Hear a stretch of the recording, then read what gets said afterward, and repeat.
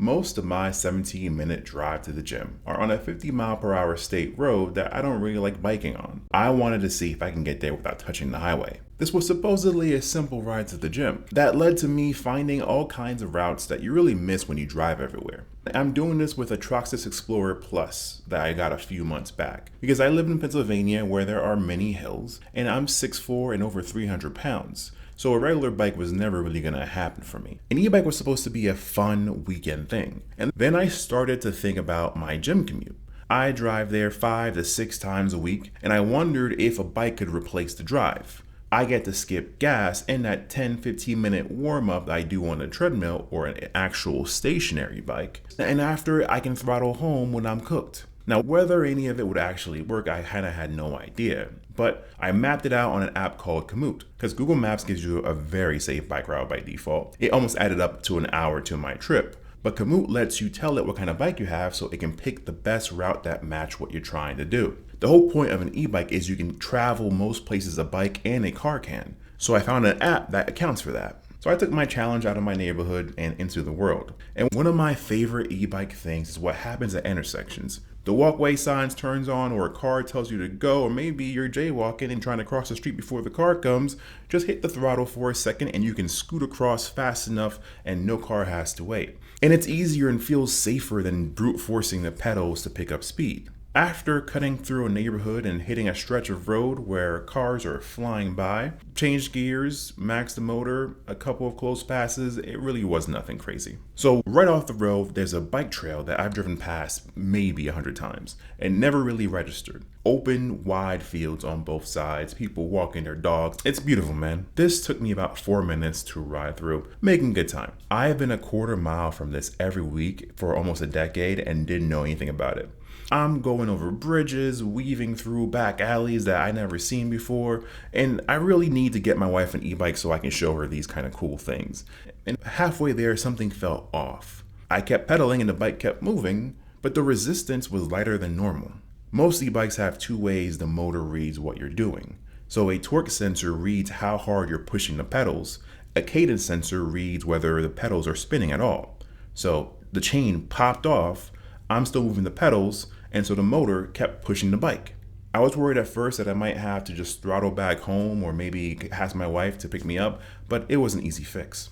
Back on the road, Commute kept pulling me into neighborhoods that I've looked at but never really seen. Found a little dirt path that runs around the backyards, lightly pressing on the throttle. Especially around trails, I like going a little slower, weaving around because people are walking. You never know, I might bump into somebody, but also I enjoy it. Now, at this point, I would have already gotten to the gym, but this is kind of fun. One thing I'll say about e-bikes when you're my size, especially when you're on a trail with other people, I will always go on the grass to the side, drop it to the lowest setting, use a little throttle to coast past, because I'm really not trying to make people uncomfortable, and also the bike's powerful enough to roll over a clumpy field without a problem.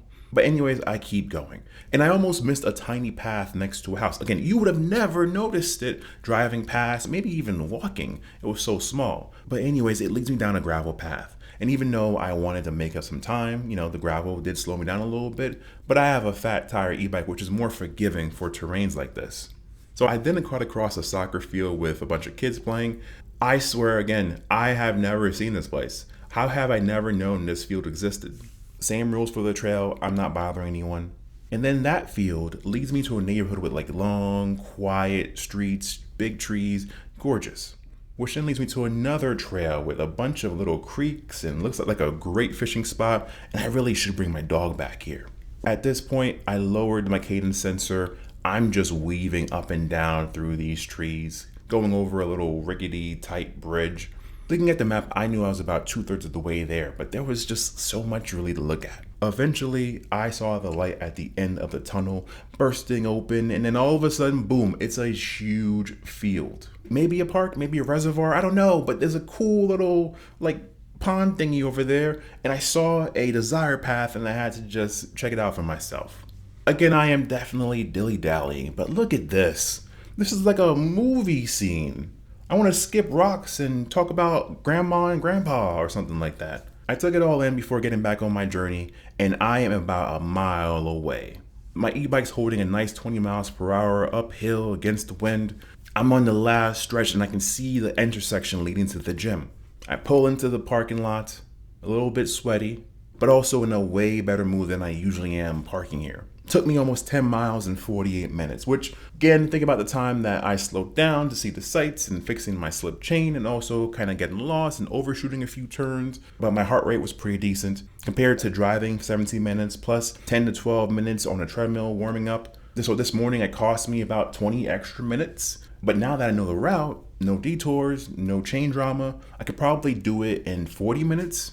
So most days, the safe scenic route adds 15 minutes or so to my commute/warm-up. And after doing all this, it is possible to ride my bike to the gym, but I'm still gonna drive my car most days. But knowing this option now exists has changed something, because some days I think I'm going to ride my bike more on purpose to the gym. I get to skip the warm-ups, save some gas, and also see places that I never really saw before or never really paid attention to before. Also, before having an e-bike, I would have never thought about riding to the gym. But if you are thinking about different ways of commuting or exploring areas around you, if you have a lot of close destinations, you have a lot of hills to tackle, or you're a larger person who's afraid that most bikes can't support you or you probably won't last halfway there, then maybe you might consider an e-bike. Try it out, because you might find that you've been driving past like a better version of your day.